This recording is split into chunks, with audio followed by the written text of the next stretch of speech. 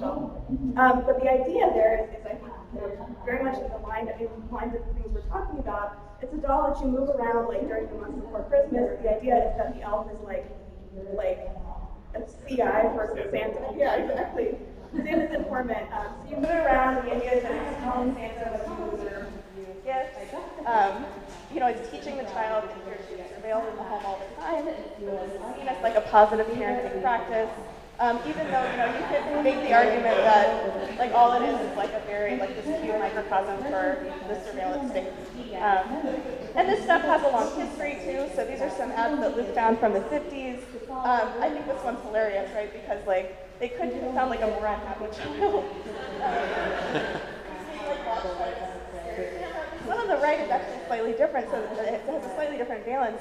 The idea in the copy, which is really worth reading, you can post that somewhere, is that it's actually encouraging parents to buy televisions because it's telling them that children they'll be missing out on so much stuff, like they won't know what the latest kid trends are or whatever, like they won't know what's going on with the game. So part of your duty as a parent who cares about that child is to provide them with this data, is to provide them with this information. So that's actually not about data that's being generated about the child, but it's still about the importance of tending to the data flows that your child is participating in as part of your duty as a parent. So again, the takeaway here that underlies all of these examples is this rhetoric of, the world is scary, we need to protect. In this case, there are lots of examples that pertain to other family and intimate relationships, like partner relationships, that I don't have to talk about. But this idea of taking care, and that, again, that this becomes a normatively essential component of what it means to be a member of a family with responsibility for others. So I think if you think about the example we just talked about as taking care about people who are close to you, the next set of examples might be sort of the opposite, watching over, surveying, and taking care of people who are definitely not close to you, which in this case means service workers. So I don't know, how many people have used the Domino's pizza tracker before? A few people, great. So just for those of you who don't know what it is, Domino's, since I believe 2008 or 2009, has instituted this very involved online system that lets you track the status of your pizza from its order to its delivery, and it'll give you information such as where the store is. It'll give you the information of the names of the people who are making your pizza. It will give you the name of the delivery person, and it will give you the time. Where is it in the order process? And this struck me as slightly sort of a little icky, precisely because it sort of provides a parallel to the idea of the care of your children, your loved ones. This is essentially a kind of co-opting the consumer into corporate surveillance, right? So.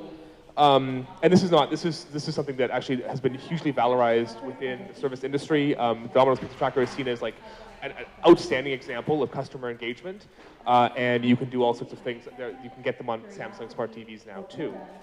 So one of the you can also, and so one of the other reasons why this is great, and a great example of corporate engagement is because you can personalize the theme. So you could have this romantic Domino's Pizza Tracker. You'll see, actually this is a really good example, so you'll see that the Domino's is making your pizza, Angel Gabriel is custom making your order. So who's Angel Gabriel? Well, Angel Gabriel is the name that the worker has put into the system. And what I think this draws our attention to is the kind of trifecta, the kind of triangle between you as the consumer, Domino's, and the workers involved, right? So there have been some accounts online about how this actually works in practice. Like people like, is this a real thing? Is Domino's actually tracking my pizza? Are you just making it up and putting it on the web?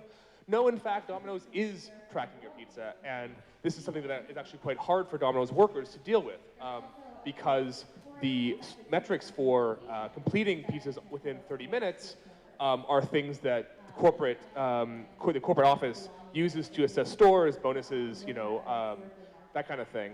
But yet, it's actually quite difficult to do that in some cases. So a whole set of resistances have been built up around the Domino's Pizza Tracker. So using fake names, obviously. The most important one is having your colleagues at the store log you in and out of when you're taking the pizza out for delivery to sort of fudge the time. But the point here is that this is the thin edge of the wedge. This is another example. So this is the Progressive Insurance has also for several years installed programs, black boxes on cars, right? That track in real time and lets them track in real time your braking, your driving habits. In this case, this is an example when your car spies on your mechanic. The example is of a guy who managed to take this information to his mechanic and say, look, you said you weren't testing my car, you weren't hard braking. Well, I have this record that says you were hard braking, and they gave him a discount. The kind of general point, though, is that the rhetoric here is about consumer empowerment, right? Rectifying knowledge asymmetries, giving you more power as a consumer. What we think is actually going on is that consumers are being co-opted into a system of surveillance, right? You're being asked to, either in the home with Dropcam or at work, in these service sector areas, survey groups that are coded and classified as subordinate to you, right? So children, service workers, these often people who are, of minorities in this country, and that it's not just for the consumer benefit, but it's also clearly for the company benefit, right? You are giving, while you're doing the surveillance, you're also, as Josh and Ingrid kind of pointed out, giving this company data, right? So the normalization of surveillance here requires not only a material infrastructure, but also this ideological and emotional infrastructure, and that's where this idea of, the kind of customizable tracker comes in. But the key takeaway here, right, is that this kind of idea of middle managerial surveillance, is becoming rife in both private and in public life. And it means that you are being surveilled, you the consumer are being surveilled, and you are also a surveiller, right? So you're being co-opted in this system that is really benefiting, the people at the top. And so finally, right, as Josh kind of pointed out, these consumer systems are getting increasingly integrated into governmental actors, right? And they also begin to frame their own surveillance practices, like on MTA or whatever, as a system of care. So that's it.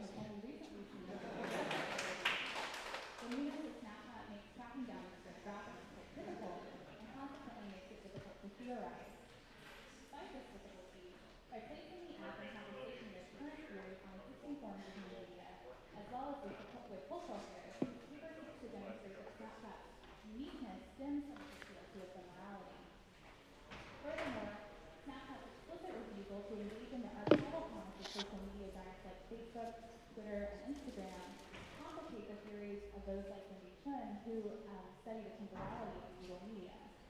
Chen's critique of digital media centers on what she argues is the mythological status of determinants of media's archive. Because Snapchat has opted instead for disposability and ephemerality, her theory does not seem able to accommodate the new development of ephemeral social media. The ephemeral temporality of a snap generates a certain kind of intimacy that is akin to a secret. It allows us to retain our memory of the conversation without being required to store it. By securing the fantasy that our message, photo, or video will disappear shortly after it is sent, Snapchat allows a certain vulnerability and spontaneity in its content that is not available to users of more traditional and permanent platforms like Facebook and Twitter. Berland's conception of the internet public closely connects to the ways in which Snapchat has manifested itself in our contemporary culture. The internet public allows us to make sense of the way in which Snapchat favors affective and everyday content over the political, as well as the fantasy and a sense of belonging that it offers to its public.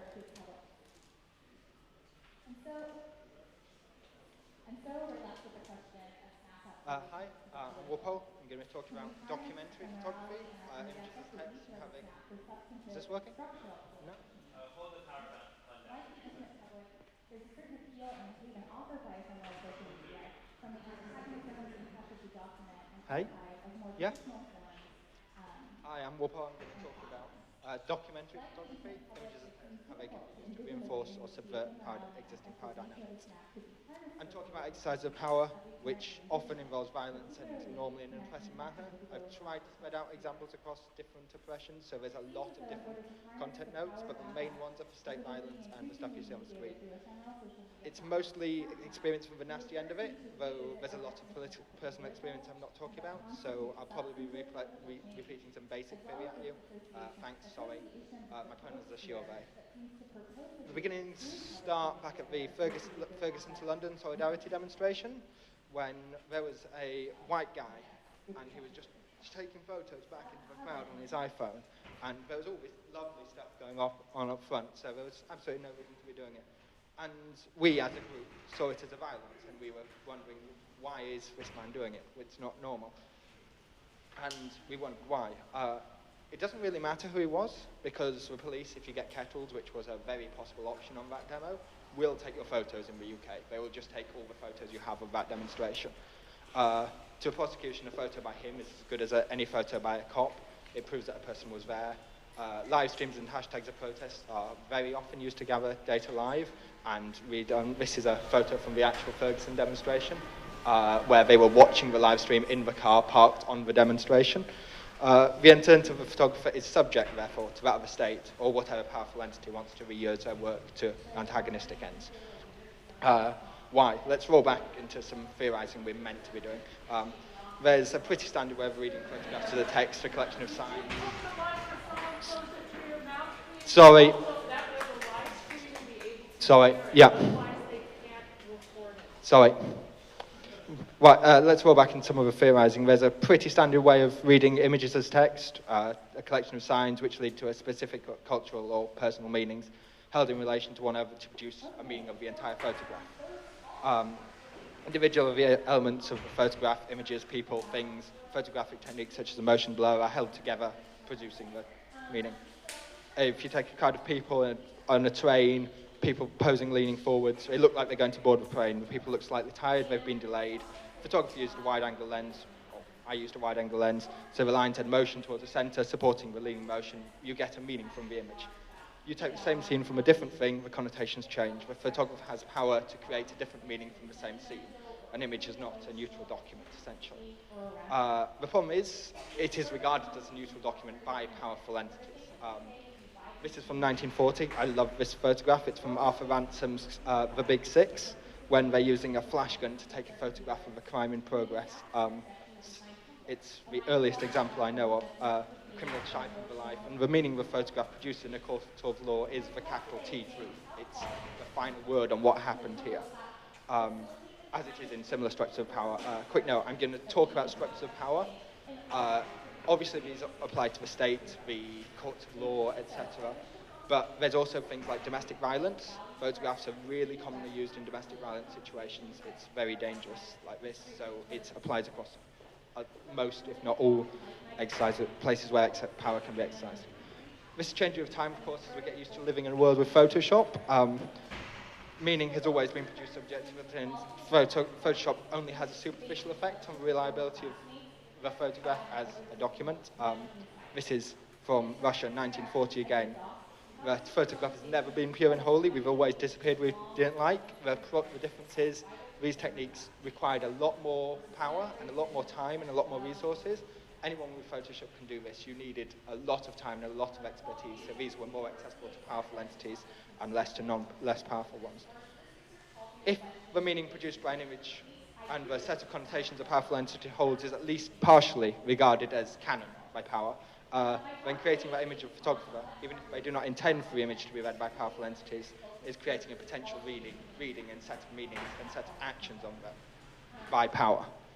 In creating this potential reading, they're setting up the subject of a photograph to have power act upon them. So if you take that photo, which I did, there's no faces in it, which you can discern, you've created a document which will allow the state or any other institution to exercise power upon the subject of your photograph, even if you don't intend to. Quick detour. A photographer also exercises power when they take an image loudly and visibly. Physical violence, sticking a camera in someone's face and popping the flash aside, informing your subject that power can potentially read and act on an image of them is an exercise in power. It's almost a threat. Sorry, I've taken my mic away from my mouth. The understanding that you might be photographed or recorded stealthily is also an exercise in power, as is the title of this panel is about. But this is distinct from the exercise of actually creating a photograph. The subject does not need to know or think they are being photographed for a photographer to exercise power over them. They've just got to create that potential reading. I said there were 2 points of power which were exercised, or maybe I didn't because I might have cut that slide. A second is at the point where a photograph is read.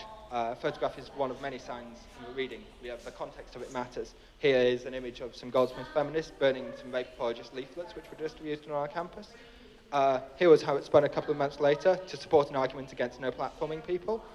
When I presented it to you, it's a group of women, non-binary people and allies reclaiming their space. Now it's dangerous radicals preventing civil discourse. Photographs are subject to changes in their meaning at the moment of capture, both after the moment of capture, both by changing the placement of the photograph and changing how it's developed.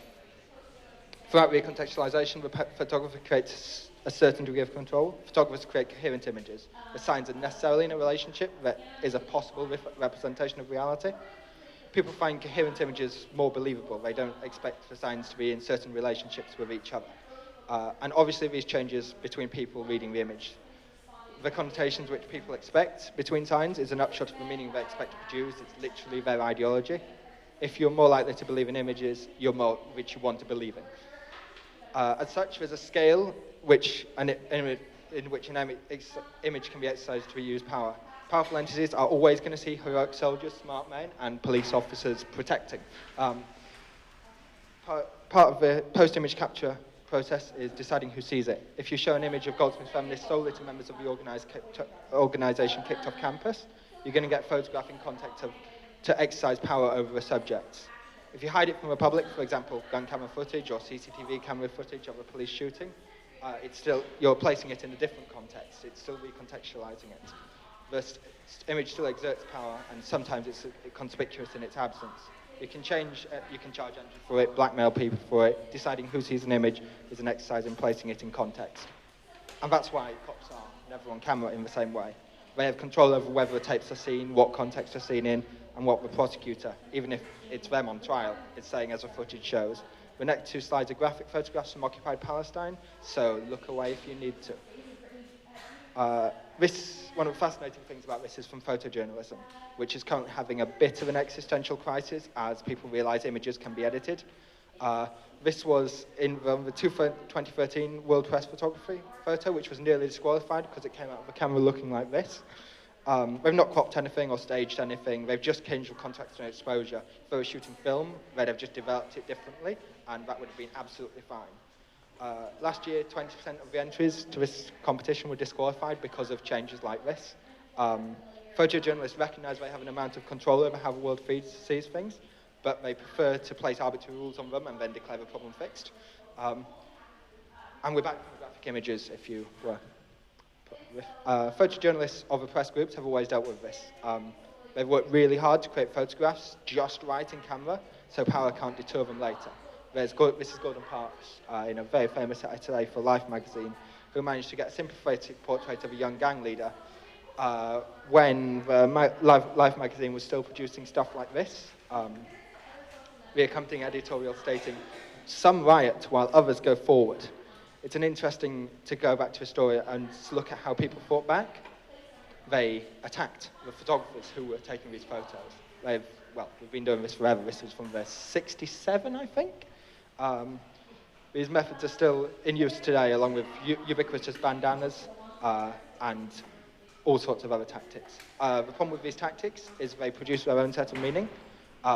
Bandanas have become violent anarchists, and if you mask up, even if you're just someone who doesn't want their face on camera because it might out you because of various other reasons, you're now branded with this and you change the narrative. And photographers obviously have control over the narrative which is framed there. I'm about to wrap up, which is terribly early, but I'm going to talk a bit about using a photograph to disrupt power. As above, it's really difficult to create a photograph which can't be deterred by power later, and certainly all these photos act within these power structures I've described, but it is possible. Photographs have the power to make things visible. You can go all Trevor Paglen and point your camera at systems or even people, which power does not want to be visible. But even then, you'll have a hard time getting these images out there. Side note, Paglen was recently plastered all over the London Tube, but that's a big exception to the rule. You can create images which overpower prejudice of power, filming abuses of power in such a manner that it's hard to deter, exploit the fact that power sees the photograph as an authoritative text, and if they spread far enough, you can appeal to more diffuse power, which in turn begins to hold more concentrated power to account. Lastly, you can ensure that power does not get access to the images so that it can attack you. Nearly every trans woman I know, and many cis women, have private accounts for selfies and images which would end up being in nasty hands, be they on the chans or on turf blogs or whatever. I'm just going to sum up. Photographers exercise power by choosing the signs they put in an image and making these signs more legible to powerful entities who can enact violence on similar upon their subjects. Many others later edit or change the context of these signs so they become part of a larger pattern of signs so as to communicate a certain message within the limits of a frame captured by the photographer. Power is exercised within the frameworks of powerful enterprises within our society, making anti-oppressive photography difficult and oppressive photography really easy. Thanks for listening. There's a transcript and my slides are on the hashtag if you're deaf or need other ways of accessing it. Sorry I didn't say that at the beginning. Say hi on Twitter. If you've interesting work you need an intern for this summer, please say hi.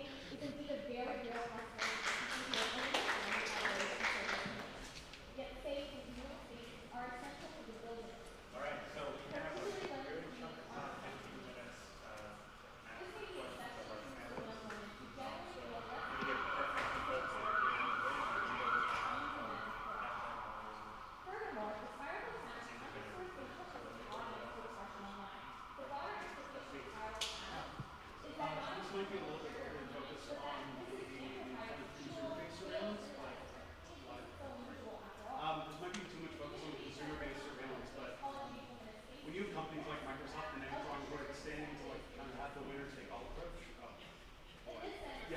if a company does kind of to take the winner take all approach of if they get the network effect, they kind of take everything. Is that another way that they're normalizing people to self-monitor, like with all the fitness trackers and like all the dumb stuff that I like totally bought into? And now I'm like convincing my friends and family like this is a great idea. I'd just be curious to hear you guys' thoughts on that. I mean, yeah, I think the kind of the fact that people have been installing these black boxes on cars for several years is kind of is analogous to now we're installing things like Fitbits on ourselves. I think that's absolutely there's an analogy and then that you then extend it into some aspects of the sharing economy, the way that as a consumer you're asked to track and manage your relationship with an Uber driver or your TaskRabbit employee. There's something similar going on. Yeah, I think that's, I mean, I actually would say it's probably less individual companies, and, well, I mean, it is those big conglomerate companies, but it's also interactions between companies. So there was, like, a story, like a week ago about, I can't think of is it State Farm? John Hancock, right, John Hancock, one of the insurance agencies that's now using Fitbit data, I get these all confused, Fitbit data in order to, like, shift your life insurance premiums in real time, right? I think like the more you see those partnerships between companies too, like the more sort of path dependent those relationships get. Anyone have a next question?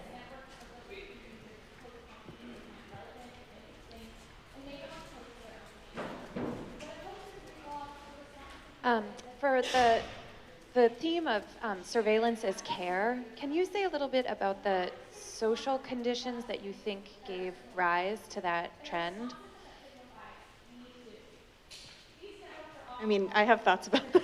So certainly it's not an accident that the people we see these things marketed to are largely upper middle class people who exist in a context in which they're taught that the world is a scary place for their children, right? And like, we didn't even mention this in the talk because it was a fast talk, but it is also no accident that the people who are most often surveilled, whether they're nannies or service workers, the people who bear the brunt of these technologies are people who have always been marginalized, right, for lots of different reasons. So I think like you obviously can't ignore like that larger economic context in which these technologies arise. And then the other thing you can't ignore is, is like the responsibilization paradigm, right? The idea that like the state it's no longer like accepted practice to like send your kids out on the street to play, like under the assumption that the police are taking care of them or other people in the neighborhood will keep an eye on them, right? Like people actually get charged with like child neglect for doing that. So there is this kind of idea that it becomes the parent is solely the arbiter of,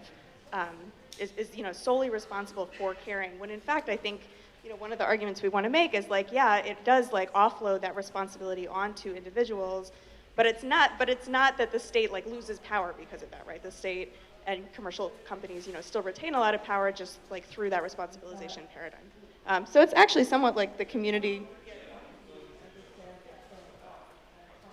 Yeah, well, so, I would say that this logic of care is also exactly what the state is saying is the reason that we need like data analytic systems for policing, right? It's basically the logic is to protect the citizens against random or arbitrary acts of police violence, which is you know, that's a pastoral logic, right? So, and that's what I meant by like excising the human from the relationship. And of course, Ingrid was right. Like, they don't work in that sense, right? But it kind of speaks to this logic, this governmentality, right, in which this logic of the state is this kind of pastoral care. We're here to try to protect our citizens. Like, we want to make sure that, you know, and this is a very old kind of liberal logic, right, that totally ignores the realities of racial capitalism and the carceral state. And also, and Ingrid said this too, right, also works as a way of basically getting officers off the hook when they do violence, right? So like, the officer is at the place at the given time in which they had to kill somebody because the system told them what kind of event was going to happen there when, and they had to be prepared for it because their life wasn't it, right? And so it sort of authorizes that. And as just a kind of the last thing I'll say about this is, as a side note, the NYPD's favorite example of this system working is an assault in 2012 in which there was a shooting by the Empire State Building. The police were able to rapidly respond, and the police killed the shooter, but also accidentally shot 9 bystanders. So that's their prime example of this being a successful system, right? So there's this like, that's the sort of way in which the violence of the police state and of the carceral state gets excised through this logic of the pastoral.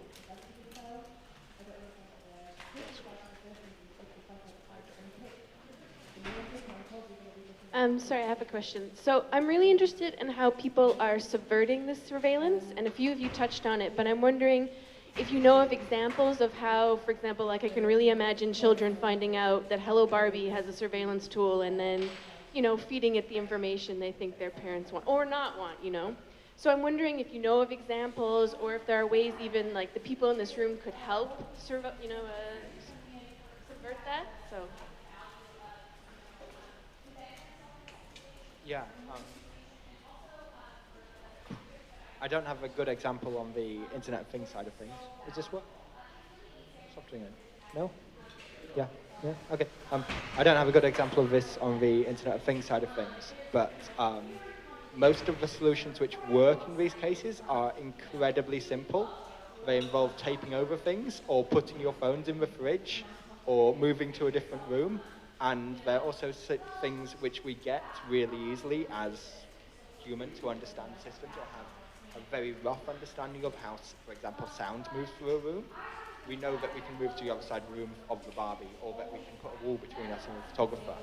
And we often have really high-tech solutions which don't work at all, and really simple solutions which are just put some tape over the camera. I mean, Karen has lots of great examples of this because she works with truckers who do this all the time.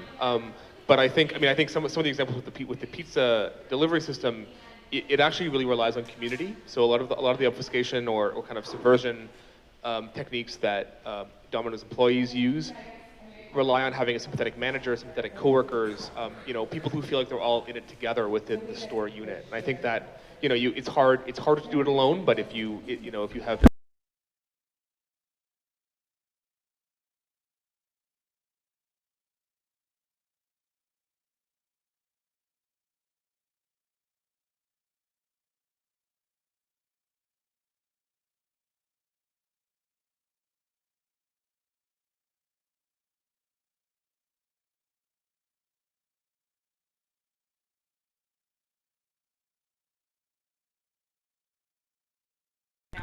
about like all the different ways that truckers try to subvert being monitored by the government and by the firms that they work for. But the other place that I think is an interesting place to start looking and thinking about this stuff is the domestic violence community.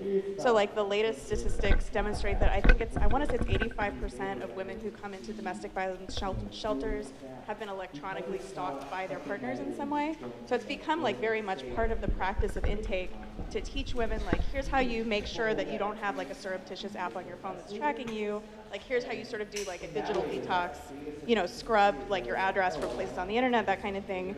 Like some of those apply to children and some of them don't, but I think like the model of powerless people, mobilizing to try and avoid, these very intimate forms of surveillance, like I think those people are thinking a lot about that.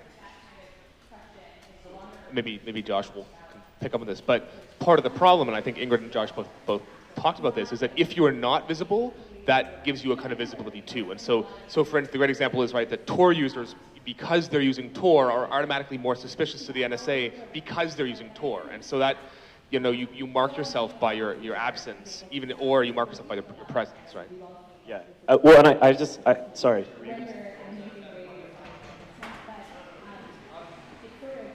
I want to agree with the stuff on domestic violence because I sometimes run OPSEC workshops for activists, and most of the really good stuff which people will actually use comes straight out of domestic violence shelters.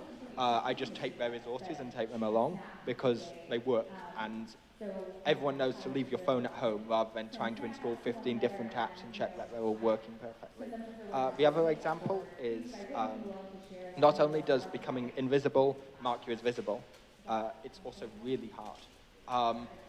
There was a group of trans women who wanted to write some theory, like nerdy stuff, but stuff which might be possibly exploited by both cis people and trans people to do nasty things, and we didn't want our names on it. And we were all computer science students or with serious degrees in computer science. We could not find a way to organize securely.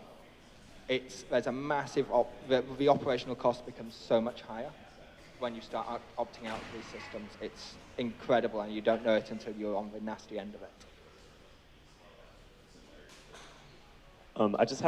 I have a video. It's like a 30-second ad spot that I think does a really good job of kind of like bringing together some of these logics. I was going to show, but I don't know can I show it, or do we have 30 seconds?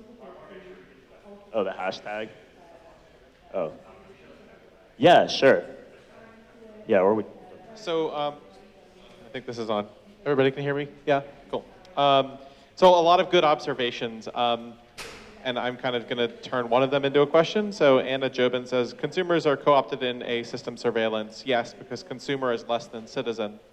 And so that made me wonder that, like, even if we're not fans of the surveillance products that are being monitored, like, sort of marketed to us, we end up supporting ideas by buying through Amazon if, like, as Ingrid says, like, Amazon Web Services is the primary partner with a body-worn camera. So it's like either you buy the products or sort of as, like, a side effect, you buy the products because you like support like if you buy through Amazon. I'm just curious, like, if you can sort of speak to how these like systems like sort of reinforce themselves.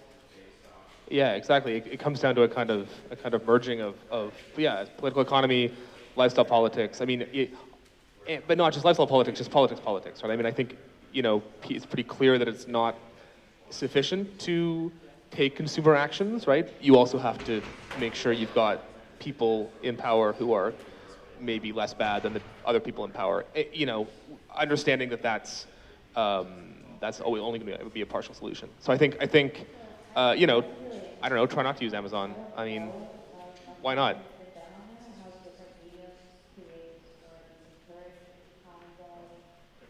Yep, sure. So Shauna Finnegan asks, how do you think hidden surveillance toys impact child development? Yeah, it's pretty.